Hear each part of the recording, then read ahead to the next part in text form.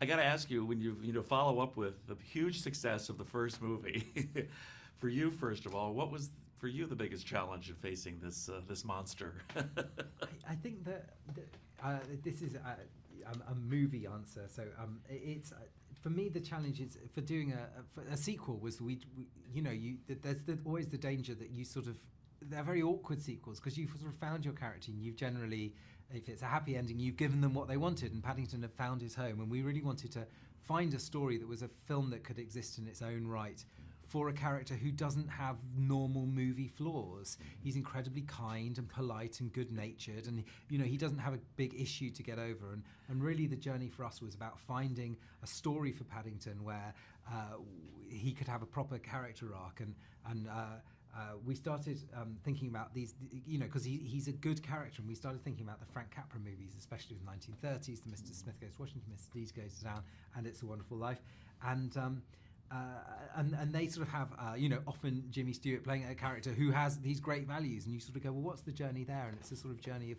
wondering how those values will withstand the big city and cynicism in the real world. And so once we sort of found that journey for Paddington, we began to feel that we might have a movie that was a film in its own right.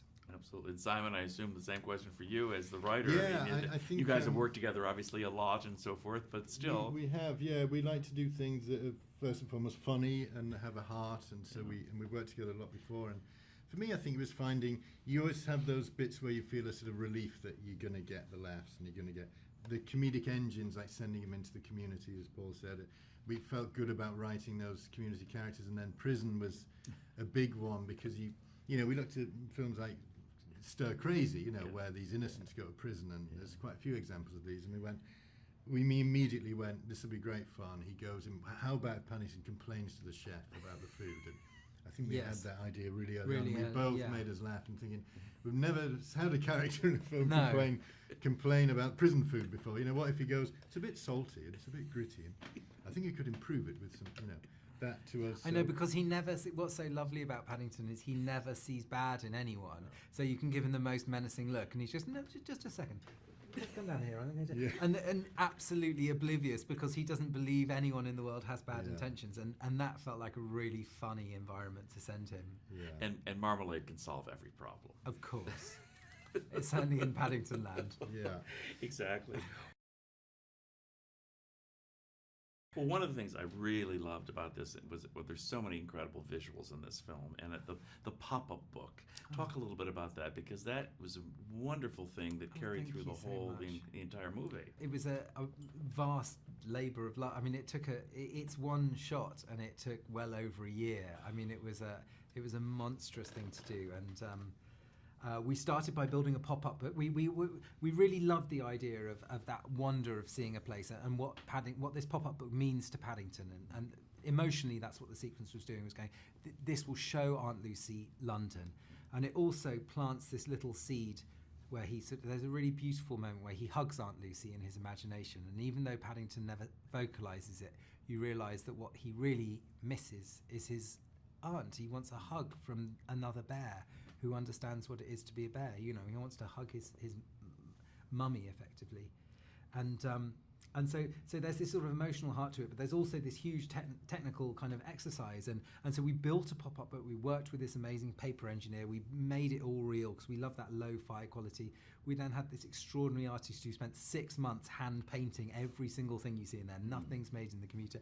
And then we got it into the computer, and it's like a dance between the pages of the book and Paddington and Aunt Lucy, and it was just a lot of head scratching over about 8 months, and then we were able to start building it. Well, you created magic. It was totally magical, and I just absolutely love that. It's so unique. I mean, it's just incredible. You talked about the prison scenes. Talk a little bit about that. That was just so much fun and so hilarious on so many levels. But Brendan Gleeson, talk a little bit about him, because he's marvelous. Yeah. He's such a joy, and he's such a brilliant. He's a brilliant actor, and we sort of all know that. But he's got such a great sense of humour as well. And I think his scenes were some of the hardest to do because they're against Paddington, who's not there, and it's what we started with. And it's really a kind of double act between them. Yeah, sort of a buddy. It's a sort of romance. Yeah, sort of bromance kind of thing. Yeah. And you don't know how it's going to until Paddington, no matter how much you have stand-ins and you work with Ben and and I'm there and there's actors, until the animation starts to exist much later, it's really hard to gauge the level of performance. And Brendan was so pitch perfect. He's really funny, but there's so much heart and emotion to it, and he brought so much of that. His reaction to the hard stare. The exam was quite late, the hard stare, and we went, he should give Knuckles a hard stare. And I think we were in rehearsals, and Brendan did this sort of, it's hot in here, it's hot. Very hot. Are you hot? I leave the oven on, and it was just the way he plays it. That accent is so factually great. offensive. It's factually how he sounds like. Wow. It's perfect. Which was perfect. And that thing at the end with the, I'm going to tell everyone, be sure you stay for the credits, because his number with the group at the end is worth the price of admission. Good. It's just brilliant. That was the first thing he filmed, his first day. His first day, 18 hours of singing and dancing. Yeah. I think he immediately regretted saying yes. He says no to everything, and then went, oh, what am I signing up for? No, I know why I say no to everything.